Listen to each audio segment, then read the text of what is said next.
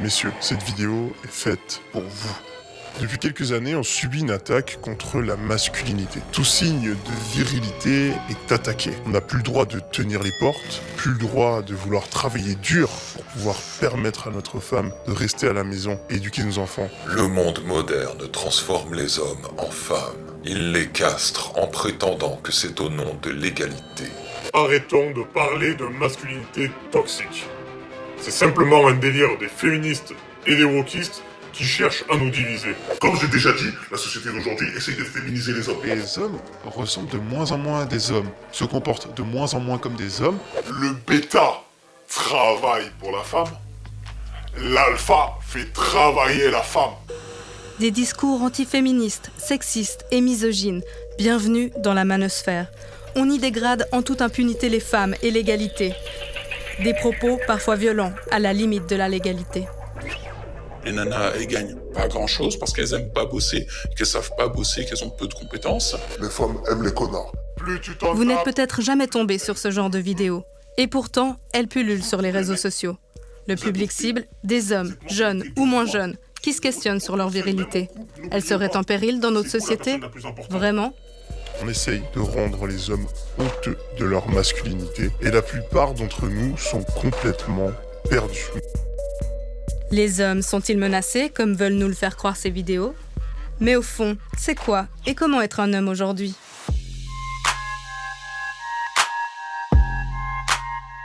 Nous vous emmenons dans un voyage plus complexe qu'il en a l'air, en quête de l'identité masculine, sans masque, sans filtre et sans tabou.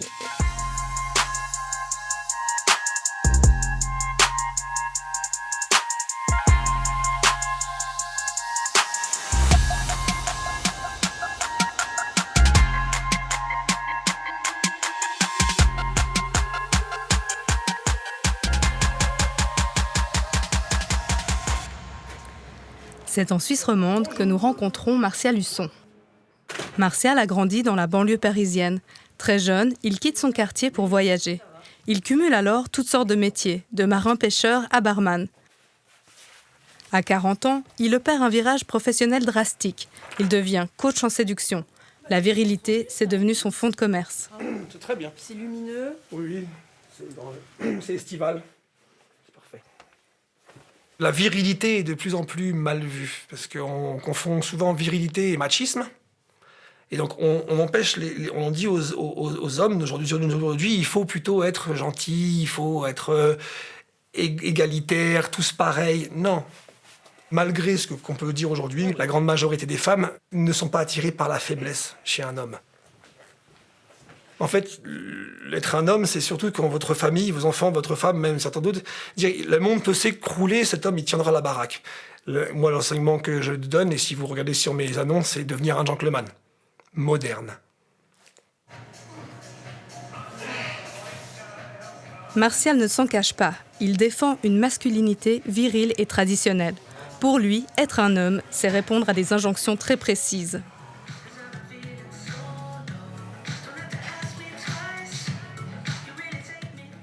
Nous, on nous apprend à dominer nos émotions. Et donc, quand un problème arrive, on prend une baffe, pas de problème. Mais on la digère, on analyse, on est rationnel. On ne laisse pas nos émotions nous submerger de cet événement, sinon on devient dysfonctionnel, illogique, et c'est là que ça devient compliqué. Les hommes fonctionnent selon une hiérarchie, et une hiérarchie qui existera toujours, que ça plaise ou non. Il y a la hiérarchie du mâle alpha. Un mâle alpha a le droit d'avoir toutes les femmes, et il domine les autres hommes. D'accord ? Mais nous, ça ne changera jamais, ça. Mais ça doit être dur, quand même. Oui, mais la hiérarchie existe pour ça. C'est pour ça que l'égalité suprême entre tout le monde n'est pas jouable. Même si on dit que c'est pas bien, et c'est ça que la virilité ou la masculinité est toxique. Mais c'est pas vrai. Entre hommes, nous, on ne pense pas qu'on est masculin toxique. C'est une vertu que, aujourd'hui, principalement le féminisme et la gente féminine nous font croire. Mais nous, entre hommes, on ne pense pas comme ça. Le discours de Martial sur une masculinité dominante est à contre-courant d'une société égalitaire. On le retrouve pourtant largement sur les réseaux sociaux. En ligne, faire l'éloge d'une masculinité ultra virile, c'est tout un business. Grâce à cette mentalité et à tous mes efforts, aujourd'hui, je suis dans l'abondance avec les femmes. J'ai un meilleur physique que 99% des mecs. La vie des hommes faisant partie du top 1% n'a jamais été aussi bien. Et le top 1% des hommes, ils réussissent. Clique sur le bouton, je rejoins l'Alpha Academy. Mais derrière ces influenceurs se cachent parfois des hommes au discours très inquiétants. Ils s'appellent les masculinistes. Ils se positionnent en opposition aux féministes, mais pour eux, pas question de prôner l'égalité. C'est plutôt un fléau à éradiquer. Comment on peut ne pas avoir d'honneur à ce point? Que ça déplaise ou non aux gauchistes, on n'est pas pareil. Les hommes et les femmes ne sont pas égaux. Partagez. Et ensemble, on va changer les mentalités et faire en sorte que les mecs reprennent leur putain de gloire d'antan. Les plus extrêmes défendent une soumission totale qui peut aller jusqu'à la violence. Il existe trois types de femmes. La brebis, la chienne et la louve. Voilà comment une femme doit se comporter. Oui, les femmes sont attirées par les hommes qui pensent être supérieurs à elles. Tu dois savoir tenir la bête en laisse, la lâcher si nécessaire et la ramener au pied lorsqu'il le faut. Tu es son maître et non son chien. Un extrémisme qui n'a pas échappé à Pauline Ferrari. Elle vient de sortir un livre qui fait parler de lui, Formée à la haine des femmes. Depuis toujours, cette journaliste indépendante se passionne pour l'univers du web. Alertée par des propos sexistes décomplexés sur les réseaux sociaux, elle décide de se plonger dans l'univers masculiniste et étudie la manière dont ils sont passés des forums obscurs aux réseaux sociaux populaires. Les masculinistes sont très malins dans leur manière d'occuper l'espace médiatique, dans leur manière de faire du marketing aussi, et sur comment ils arrivent à toucher des jeunes. Et quand on regarde un peu les terrains sur lesquels ils opèrent, notamment le terrain de la séduction, de la musculation et donc l'image de soi et du corps, c'est que des thématiques au final qui sont assez communes à tout le monde, assez existentielles, de dire est-ce que je vais réussir à trouver l'amour de ma vie, est-ce que je vais réussir ma vie, est-ce que je vais réussir à avoir confiance en moi, ce genre de choses. Et donc, en fait, ils amènent des solutions à des problèmes très complexes auxquels personne n'a forcément de réponse, mais les masculinistes arrivent avec un programme clé en main très précis en disant il suffit de suivre ça et tu deviendras comme moi, donc très beau, très musclé. Ce sont des nouveaux modèles au final aussi. Pour cette expérience. Les contenus masculinistes sont devenus très accessibles. Pour le prouver, Pauline Ferrari nous montre le compte fictif de Jules sur TikTok qu'elle a créé pour son enquête. Jules a 14 ans. Il aime les contenus sportifs, les blagues potaches et les conseils en séduction. Et voici la vidéo choquante que l'algorithme propose à un adolescent en seulement quelques minutes. Les meufs, quand elles ont 18, 20 ans, 25 ans, les meufs, elles en ont rien à foutre d'avoir un mec qui est gentil, qui peut leur donner de l'amour. Arrivé à cet âge-là, tout ce qu'elles veulent, c'est des mecs qui ont des têtes cramées, qui les insultent de pute et qui les mettent dans une relation toxique. À 70%, je ne fais pas une généralité. Toutes les meufs, bien évidemment... Un discours violent qui rabaisse les femmes. C'est souvent ce qui vient après des conseils inoffensifs. C'est intéressant pour les masculinistes d'avoir une facette policée, d'une part pour éviter la censure de certains réseaux sociaux, mais aussi pour attirer un public plus large. Quand on regarde un petit peu la description de ces comptes-là, on remarque qu'il y a certains termes en fait, qui vont revenir. Déjà celui de coach, celui de mâle alpha, motivateur masculin, dépression, SAD... Ce genre de mots, en fait, donc liés à la santé mentale, liés aussi à la musculation, au développement personnel, qui peuvent amener vers des contenus masculinistes beaucoup plus hard, beaucoup plus prononcés, et qui, là, révèlent la vraie facette aussi de ce que c'est le masculinisme. Les masculinistes profitent de la vulnérabilité de leur public. Comment de tels propos peuvent être si facilement accessibles et non censurés, alors que certains pourraient tomber sous le coup de la loi, notamment pour incitation à la haine. La plupart de la modération sur la plupart des plateformes de réseaux sociaux est majoritairement algorithmique. Ce qui fait que ce sont des algorithmes qui vont scanner les images, par exemple, pour voir s'il n'y a pas de nudité, ou utiliser des systèmes de reconnaissance vocale pour détecter certains mots, par exemple. Mais on sait très bien que les algorithmes fonctionnent pas tout le temps, que des fois il y a un besoin de modération humaine. Et comme ces contenus-là, ils fonctionnent, la plateforme n'a pas forcément beaucoup d'intérêt à les supprimer, quoi. Sur la toile, les masculinistes sont organisés en sous-communautés et recrutent en secret. Ils font partie de ce qu'on appelle la manosphère. Pour citer les plus connus, les pick-up artistes, les artisans de la drague. Ils voient les femmes comme des objets à conquérir, quitte à utiliser des techniques de manipulation. Les MGTO, Men Going Their Own Way. Ces hommes ne veulent plus côtoyer les femmes, autant dans leurs relations professionnelles que privées. Selon eux, elles sont toutes vénales et manipulatrices. Les MRA, Men's Rights Activists, les militants du droit des hommes. Ils pensent que les féministes se sont infiltrées dans toutes les institutions politiques et de justice. Et enfin, la plus médiatisée, les incels, les célibataires involontaires. Les incels, c'est un mot valise qui veut dire involuntary celibate, donc célibataires involontaires. Ce sont souvent des jeunes hommes encore vierges ou qui n'arrivent pas à avoir de relations affectives et sexuelles avec des femmes, mais qui vont blâmer les femmes pour ça, en disant qu'elles ne veulent pas coucher avec eux. Et donc, c'est à cause d'elles qu'ils seraient malheureux. Donc, les incels sont surreprésentés dans les cas d'attentats masculinistes depuis 2014. C'est pour ça qu'on connaît un peu plus ce nom-là. Mai 2014, un attentat tragique se produit aux États-Unis. Un jeune homme de 22 ans tue 6 personnes et en blesse 14, puis se donne la mort. Avant son passage à l'acte, il poste sur ses réseaux sociaux des vidéos glaçantes dans lesquelles il accuse les femmes d'être les responsables de tous ces maux. In those 2.5 years, I've experienced nothing but loneliness and misery. And my problem is girls. En arrivait au meurtre pour punir les femmes, un massacre sordide qui pourtant fait de lui un héros dans la communauté incel. Depuis, d'autres attentats ont été commis par des incels, principalement aux États-Unis et au Canada, mais aussi en Europe, à tel point qu'aujourd'hui, l'idéologie incel est considérée comme une menace terroriste. En Suisse, la police fédérale prend cette menace très au sérieux. Le terme incel a même fait son apparition dans le nouveau plan d'action national de lutte contre la radicalisation et l'extrémisme violent. On constate par ailleurs une prolifération des forums incel en Europe. Certains de ces forums d'échange ont déjà été fermés en raison de leur danger potentiel.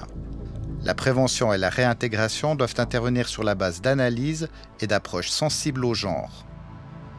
Ce plan d'action vise à prévenir toutes les formes de radicalisation, notamment celles liées à une idéologie masculiniste. Un de ces mandats a été confié à Markus Teunert, le directeur de Meneur.ch, fêtière des organisations progressistes d'hommes et de pères en Suisse.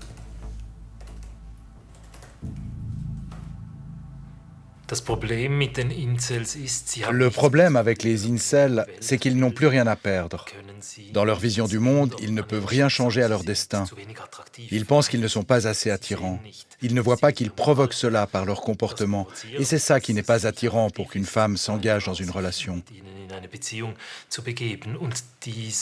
Et le fait que vous n'avez plus rien à perdre vous rend imprévisible. En Suisse, nous avons au moins jusqu'à présent été épargnés par des actes de violence majeurs, des actes terroristes, des tueries. Et en même temps, je comprends la mission des autorités de sécurité. Nous devons être vigilants. Pour mieux comprendre les dynamiques de radicalisation et les prévenir au plus tôt, Markus Teunert élabore le Facteur M, un guide précieux pour sensibiliser les professionnels de la sécurité et de la santé. Différentes facettes de la masculinité qui peuvent favoriser la radicalisation et l'extrémisme violent. Le premier facteur, l'essentialisme, signifie qu'il existe une conviction selon laquelle le sexe est entièrement défini par la nature ou par Dieu. Un corps sexuel masculin va donc de pair avec des caractéristiques psychologiques bien précises. L'orientation vers la compétition et la combativité, par exemple. Ce n'est scientifiquement pas prouvé, mais cette hypothèse reste culturellement très répandue. Le deuxième facteur, l'hypermasculinité, c'est-à-dire un rapport masculin à soi qui part du principe qu'en tant qu'homme, je dois toujours et dans chaque situation tout donner pour paraître viril, c'est-à-dire surtout éviter tout ce qui pourrait paraître féminin ou gay, donc en particulier faire preuve de dureté, de force et de souveraineté dans chaque situation de vie.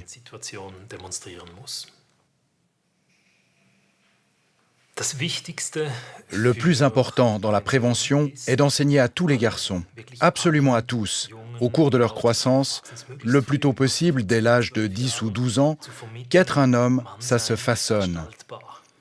Il n'existe pas une seule forme de masculinité. Il n'y a pas d'automatisme dans ce que doit être un homme. Nous devons donc donner aux jeunes hommes le pouvoir de se demander « Quel homme j'aimerais être ?»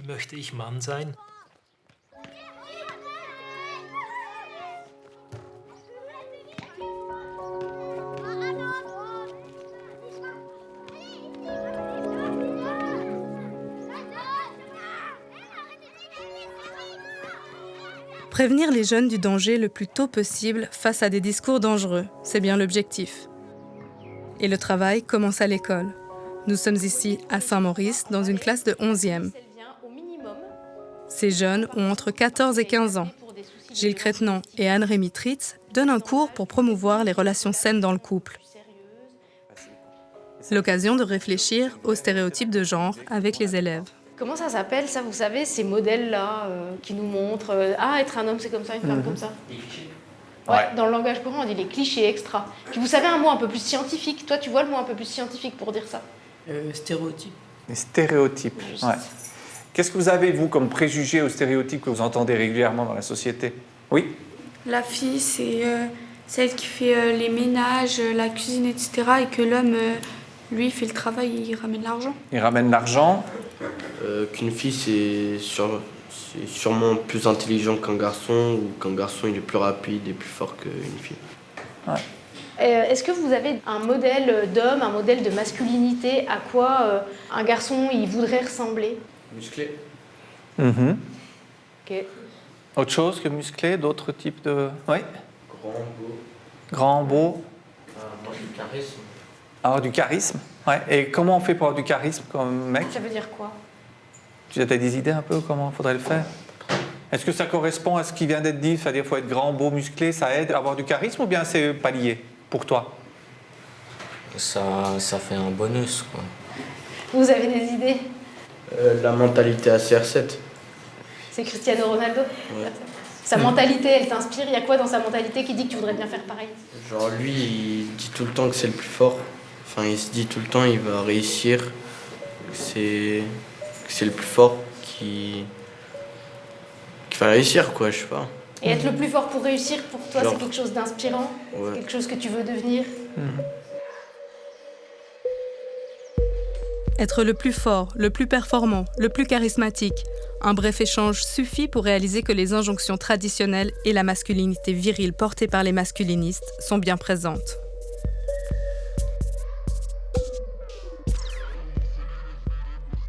Les normes de masculinité, c'est dire qu'on doit être fort, qu'on doit être inattaquable. Donc, en fait, on doit cacher ses émotions, puisque l'émotion est vécue comme une faiblesse. Or, un homme ne peut pas être faible. Un homme viril n'a pas le droit d'être faible. C'est triste à dire, mais c'est une évidence. Et moi, j'ai vécu là-dedans, personnellement aussi, avec des amis qui m'ont pas dit qu'ils avaient eu des problèmes de santé, des problèmes au travail, qui faisaient comme si de rien n'était. Moi-même, je l'ai fait aussi à quelques occasions dans mon parcours. Pour pouvoir partager l'intimité, il faut déjà en avoir avec soi-même. Et si on se connaît peu, si on n'a pas eu l'occasion d'aller discuter avec qui on est nous-mêmes, si on ne s'est pas entraîné à le faire autant que les femmes, par exemple, sont autorisées à le faire dans leur éducation à elles, eh bien, c'est difficile d'échanger, de partager sur cette notion d'intimité avec d'autres. Vous vous rappelez, vous avez dit « Ah, mais nous, on a la pression », puis les filles, elles ont dit « Mais nous aussi, on a la pression ». À chaque fois que vous avez la pression, vous devez faire quelque chose. Dites-vous « Tiens, mais d'où ça vient ?» Et puis souvent, c'est de là que ça vient. Et puis de te dire « Oh, tout va bien, je peux prendre de la distance, puis je peux faire finalement comment ça nous va à nous dans la relation. » Puis ce qui est important, c'est d'être bien dans la relation. Souvent, les garçons, on a les retours des filles qui nous disent les garçons, ils font le poker face, ils expriment rien, ils sont forts, ils ont le poker face, tout ça. Mais en fait, moi, ce que j'entends souvent de ces filles, c'est dire mais ça me pose un problème parce qu'en fait, on ne sait pas vraiment ce qu'ils ressentent derrière et donc on a l'impression de ne pas bien les connaître, on aimerait mieux les connaître et des fois, puis ils ont des réactions, on ne sait pas trop comment ils vont réagir et ça désécurise souvent les filles ou d'autres personnes. Et donc d'apprendre à se dire mais non, moi je sens ça, je réponds, ça aide vachement dans la relation. Et ça, c'est des petits trucs à faire au quotidien. Ça, c'est, voilà. Et dans l'éducation qu'on reçoit comme garçon, non, il faut faire le poker face pour montrer qu'on n'a aucune émotion, qu'on assure qu'on est fort. C'est pas top ça. Dans la vraie vie, on a les mêmes émotions, on a le même cerveau, les garçons et les filles, les autres personnes. En plus de son travail de prévention dans les classes, Gilles Crétenant rencontre chaque jour des hommes, des pères ou des futurs pères. Cet homme de terrain connaît bien les conséquences d'une éducation genrée masculine et virile. C'est en fait un impact sur la santé des hommes. L'espérance de vie des hommes, en Occident et en Suisse, elle est de 3 à 4 ans inférieure à celle des femmes.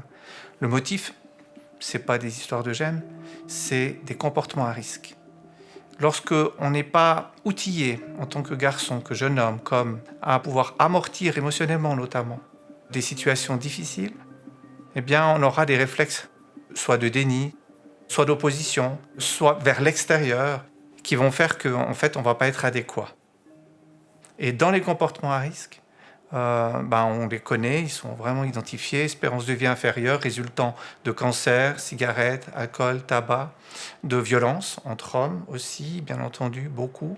Ça peut être aussi les accidents de la route, des comportements à risque qui sont un peu généralisés. Et le summum un petit peu symptomatique de cette non-connexion à soi-même, c'est par exemple les taux de suicide, puisque les hommes meurent 3 fois plus que les femmes de suicide. Les chiffres le montrent, la violence est principalement masculine et contrairement à une idée reçue, les hommes en sont aussi les victimes. Au-delà des dégâts humains, cette violence liée à des comportements virils a aussi un coût économique élevé. En Suisse, il a été estimé à 9 milliards de francs, soit 15% des dépenses annuelles de la Confédération.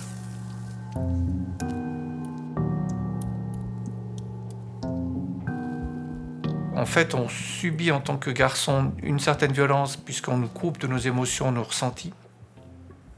Lorsqu'on dit à un gamin, t'as pas le droit de pleurer, tu dois cacher tes émotions, t'as pas le droit de rester, ça aux États-Unis, il y a une étude là-dessus, t'as pas le droit de rester avec ton copain à 13-14 ans, sinon tu vas passer pour un homosexuel, et qu'on se coupe des amitiés à ce moment-là, pour un adolescent, une adolescente, c'est juste des âges tellement importants, c'est violent. Et quand ce même adolescent grandit, il n'est pas rare qu'il repousse cette violence contre les autres ou contre lui-même.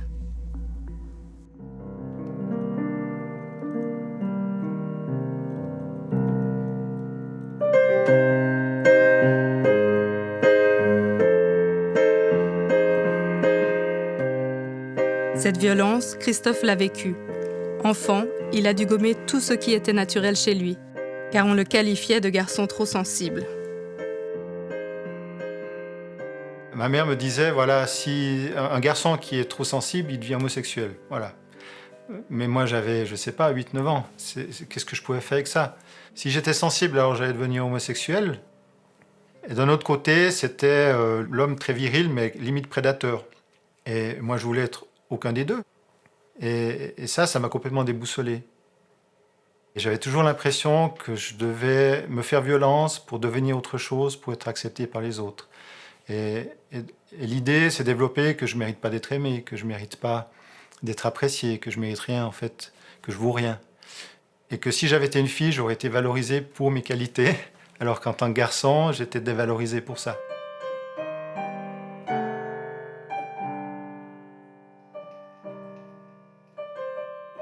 À la puberté, j'ai fait consciemment, j'ai dit ok, je vais arrêter de souffrir. Donc je vais être un garçon fort, qui supporte la douleur, qui supporte l'effort, qui est presque invulnérable. Alors j'avais fait une barrière entre l'extérieur, ce que je montrais à l'extérieur et ce que je vivais à l'intérieur. Et ce qui fait que j'étais très, très, très dissocié, on va dire. C'était pas du tout sain en fait comme comportement, mais c'était le meilleur comportement que j'avais trouvé dans la situation que je vivais. Pour se protéger, Christophe s'est construit un rôle, l'homme sur qui on peut compter, faire l'armée et grader, construire une carrière et endosser un poste à responsabilité, jusqu'au jour où le masque est devenu trop lourd à porter. En 2015, vraiment là, je me suis complètement effondré. Alors c'était une période difficile, ça a duré 2 ans. J'étais en très profonde dépression. J'ai dû reprendre le travail avec l'aide de l'AI. Et en même temps, ça m'a permis il n'y avait plus de masque, il n'y avait plus rien. Il y avait juste l'angoisse, il y avait juste la peur, il y avait juste mais qui je suis, qu'est-ce qui se passe dans ma vie. Et puis après, petit à petit, reconstruire ça en fait, mais reconstruire autrement. De son passé, il ne reste que quelques photos. Depuis l'effondrement, Christophe veut se reconstruire et apprendre à se connaître. Dans cette démarche, il participe à un groupe de parole, uniquement composé d'hommes.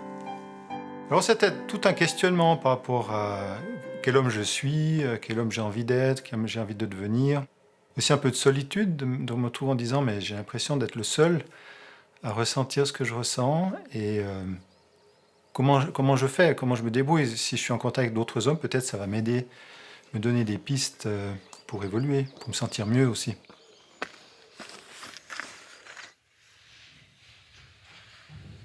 Échanger sur la masculinité et proposer des cercles d'hommes, c'est le pari qu'a fait le Neuchâtelois, Vincent Delfosse. 2 fois par année, il organise à Chaumont des cycles de rencontres pour explorer la question du masculin. Vincent propose un espace de confiance en pleine nature où les hommes peuvent se sentir en sécurité pour exprimer leurs émotions sans peur du jugement.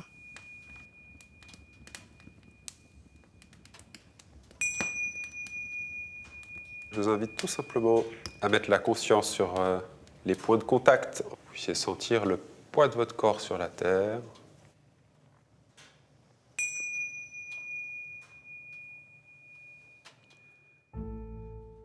Les cercles d'hommes ne sont qu'une petite partie de l'activité de Vincent. Il est également formateur en communication non violente et guide de randonnée. Quand il organise un cercle d'hommes, il est autant animateur que participant. Vincent se livre aussi sur ses expériences personnelles avec les autres hommes. Vous savez que j'aime qu'on parle de nos propres expériences. C'est pas juste parler en jeu, hein, mais c'est parler de notre expérience plutôt que de faire des généralités ou des théories.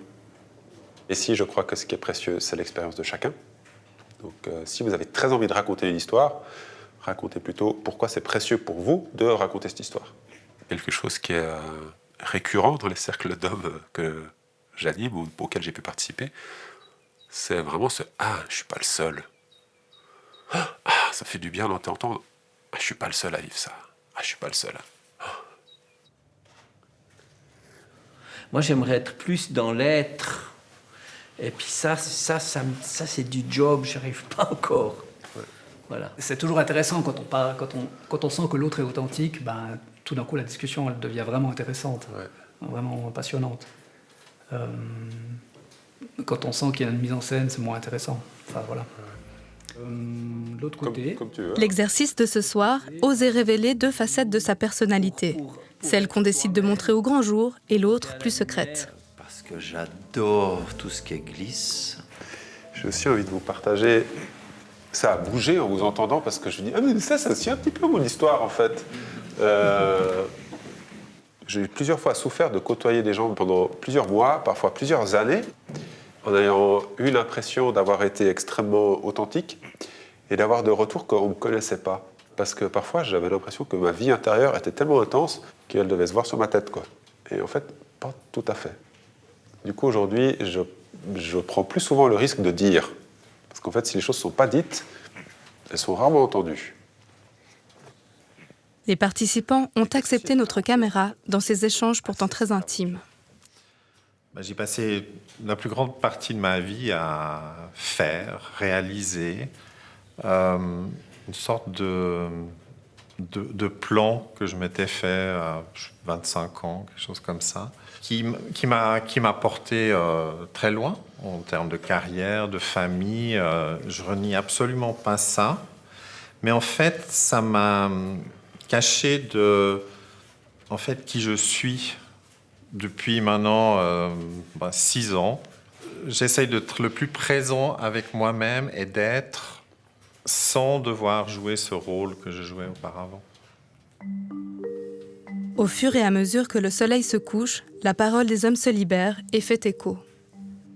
Quand je les entendais parler de rôle, de jouer des rôles, je pense que par rapport à mes amis, ma famille et puis tous les gens qui m'entourent, depuis enfant, j'ai souvent joué un rôle.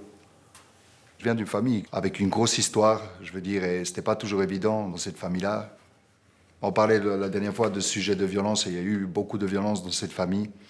Ce qui me revient, c'est que j'ai toujours joué vraiment ce rôle de la personne qui peut qui peut assumer ou qui peut en tout cas tenir le coup, quoi, par rapport à ce qui se passe à la maison. Et même dans mon couple avec ma femme, j'ai aussi pu, enfin avec mon ex, j'ai pu, la mère de mon fils, j'ai pu aussi jouer ce rôle-là, du rôle de l'homme qui tient, qui est là, qui a la force, quoi. J'ai pu avoir ce masque alors que c'était pas forcément le cas en moi et que j'avais beaucoup de choses à gérer au fond de moi et que je savais pas où me tourner, quoi. Et alors ça me parlait vraiment ce que vous avez dit avant, quoi. Ça me parlait vraiment. Alors merci pour ça. Qu'est-ce que ça fait du bien de se dire, ok, j'ai un peu moins peur d'avoir honte, j'ai un peu moins peur d'être exclu, je peux faire partie avec qui je suis. Donc, quelque part, j'ai plus besoin de m'acheter des tonnes de trucs ou de montrer combien je suis fort ou riche pour éviter d'avoir honte ou éviter de pas être un homme. C'est vrai que moi, je rencontre certains hommes qui se sont construits une histoire hallucinante. Ou sur le papier, ou sur le profil LinkedIn, où c'est fait « Waouh, trop bien !» Mais en fait, à l'intérieur, c'est « Putain, c'est pas ça mon histoire. C'est pas ça que je voulais vivre. » Puis là, clairement, il y a la moitié de ma vie qui est largement passée, quoi. Du coup, je fais quoi? L'aspect intérieur, j'ai mis la liberté. Et quand je dis ce mot liberté, moi, c'est une énergie qui vient. Et c'est ce besoin de toujours remettre en question, de toujours rester libre, en fait. C'est un peu tout mon cheminement ces dernières années. C'est d'oser être qui je suis aussi face aux autres et être pleinement qui je suis aussi. Donc c'est à partir de quel âge que vous apprenez à vous connaître? 50 ans. Ouais, c'est un sacré chemin. C'est... Ouais. Quelque part, je me suis dit, ouais, j'aurais bien aimé le connaître jeune, plus jeune. Et l'effondrement, c'est la même chose qui me soit arrivée. Parce que j'ai eu la chance, quelque part, de tout remettre à zéro. Alors, on ne remet jamais tout à zéro. Hein. J'ai une vie, j'ai eu 50 ans de vie avant. Mais quand même, j'ai une liberté maintenant. Maintenant, je découvre tellement de choses que m'apporte cette sensibilité. En fait, c'est ma plus grande qualité. Et ça, c'est aussi beau. Ça m'émeut beaucoup de me rendre compte de ça et me dire, ouais, c'est ma plus grande qualité. Quelle que soit la manière dont le reste du monde va l'interpréter ou va la juger, c'est ma plus belle qualité, point.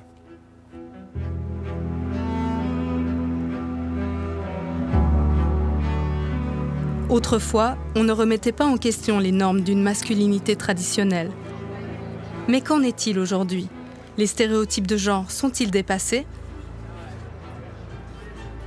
Nous sommes allés poser la question à des jeunes en ville de Genève. Pour moi, être un homme, c'est être une personne avant tout. Je pense que le genre finalement peut avoir avec la qualité de la personne qu'on a envie d'être.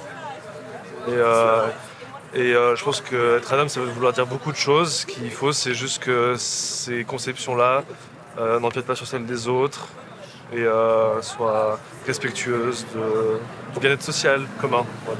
Je pense que quand on est un homme, oui, on ressent des émotions, enfin comme tout le monde. Après, il y a peut-être chez certains un tabou pour en parler, ce que je trouve dommage. Mais non, enfin, je pense qu'on ressent les émotions, oui, comme tout le monde. Moi, ça fait du bien de voir justement des jeunes garçons être à l'aise et puis oser dire les choses, quoi. Et être OK avec le fait qu'ils pleurent des fois quand ils sont tristes. Et puis voilà, pas de se cacher par rapport à ça. Les normes, que ça soit féminine ou masculine, elles changent beaucoup et puis elles s'adaptent en fonction de la société. Mais un homme aujourd'hui, je pense que il tend plus à un peu avoir sa part de féminité. En tout cas, pour nous les femmes, moi je valide plus un homme proche de ses émotions. On dit souvent d'un homme maintenant qu'il est déconstruit. J'ai une famille qui m'a quand même permis de déconstruire tout ça et que dans ma vision des choses, être un homme, c'est être là pour les autres. Et c'est juste un sexe, c'est genre, t'es assigné comme ça, ou t'es une femme, t'es un homme, mais en aucun cas, tu as plus de privilèges qu'une autre personne, dans ma façon de voir les choses. Aujourd'hui, être un homme, c'est surtout avoir conscience de ses privilèges, ouais. Quand je parle avec mon grand-père, je vois qu'il y a un grand... en termes d'époque, on n'est pas là du tout. Et du coup, chaque fois, je suis en train de lui dire, non, tu sais qu'aujourd'hui, on est plus comme ça, on est plus comme ça, on a plus le droit de se chercher, on a plus le droit de s'émouvoir. Et pour moi, pleurer pour un homme, je vois pas ça mal. C'est même bien. Ça montre qu'on est humain, on pleure, on a le droit de pleurer. Même les plus grands, tout le monde pleure en fait. C'est comme ça. Et moi, je trouve que c'est important.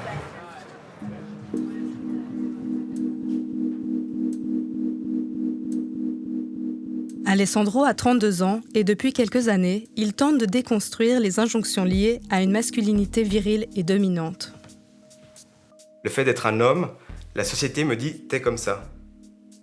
Et moi, je me sens pas comme ça et j'ai pas envie de me sentir comme la société définit d'être un homme aujourd'hui. Alessandro ne se reconnaît pas dans les normes d'une masculinité traditionnelle. En couple depuis 15 ans, il pensait atteindre l'égalité avec sa compagne dans le partage des tâches.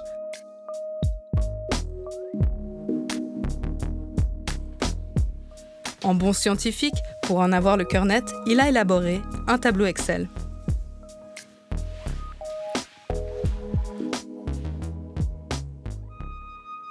En soi, je me disais, on n'est pas trop mal, vu qu'on avait déjà défini des tâches personnelles qu'on s'était divisées. Mais ça avait été en fait plutôt la réflexion de me dire il y a des choses qui sont très évidentes, passer l'aspirateur, leur passage, etc. Mais après, il y a des petites choses peut-être plus insidieuses, du moins pour moi, ou qui sont peut-être plus invisibles, que ma partenaire faisait beaucoup plus que moi. Et ça, pour les deux, ça a été aussi un challenge de vraiment, pendant 2 semaines, essayer de réfléchir à quand on fait quelque chose, à se rendre compte qu'on est en train de le faire, en fait, pour le quantifier. C'est là qu'on s'est rendu compte qu'il y avait, en effet, une disparité. On était plus sur du 40, 60, en tout cas, voire, là-dessus. Cette prise de conscience a été le moteur de nombreuses démarches. Alessandro écoute des podcasts et lit des livres qui mettent en lumière d'autres modèles plus égalitaires de masculinité. Rencontre avec le Mexpliqueur, le mec qui explique la vie au mec.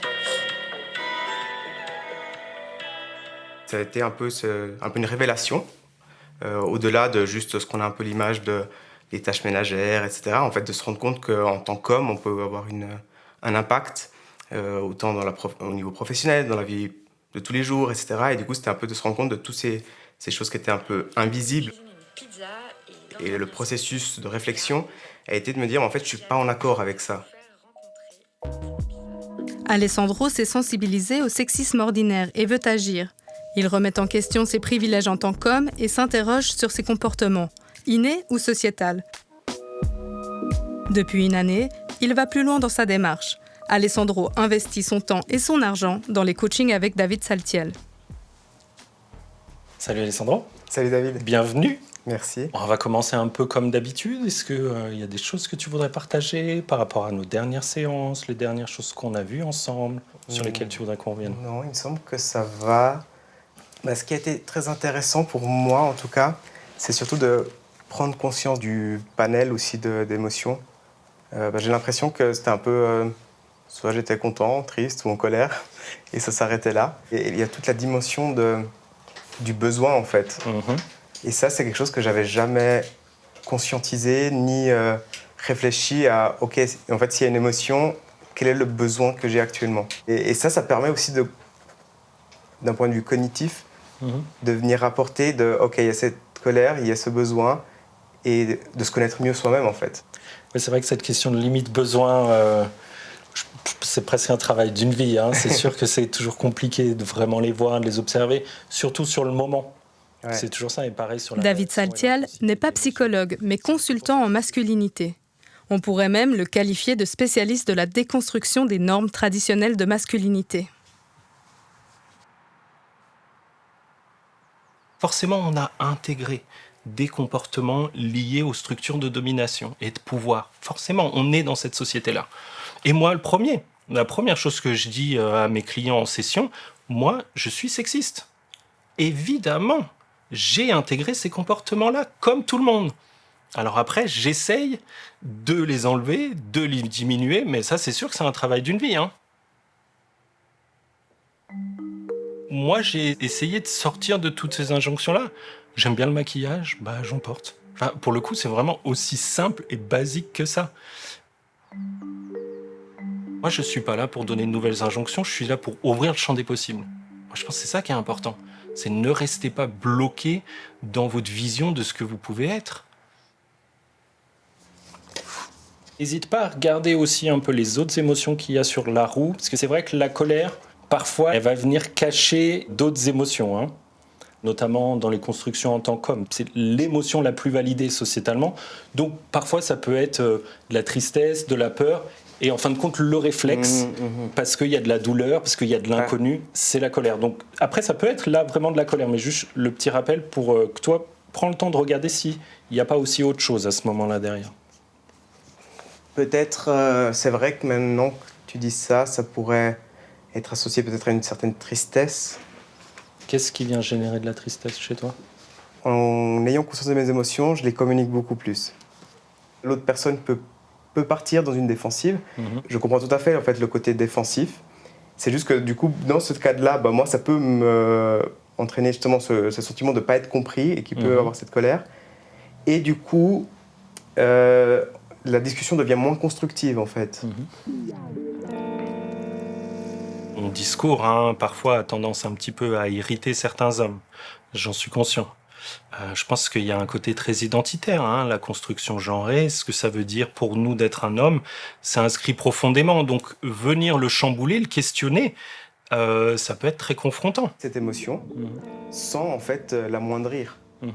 Et ça, c'est... Et quand on essaye d'avancer sur ce chemin-là, bah, en fait, les autres hommes vont nous stigmatiser et potentiellement apporter une violence par rapport à ça sur nous. Donc évidemment, c'est un chemin, moi je le dis, hein, qui est courageux. Et je pense que ça demande beaucoup de courage d'avancer sur ces questions-là. S'il y a des hommes ou en tout cas des personnes qui veulent qualifier ça de faiblesse, on va dire chacun son avis, quoi. Mais c'est sûr que c'est pas le mien. Nous retrouvons Martial, notre coach en séduction et défenseur de la masculinité traditionnelle. L'homme déconstruit, très peu pour lui. Il n'y voit même qu'un seul objectif. J'ai rencontré très peu d'hommes déconstruits.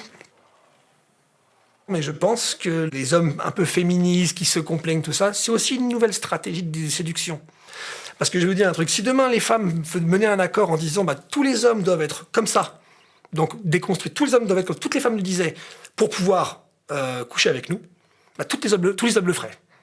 On le ferait tous, d'un seul coup. Ce serait la nouvelle clé pour vous, pour avoir les femmes, on le ferait tous, soyons honnêtes. Donc en fait, c'est tout simplement bah, un homme qui s'est fait rejeter, en fait, qui essaie une nouvelle stratégie en répondant aux exigences de certaines femmes, parce que les hommes déconstruits sont généralement très féministes.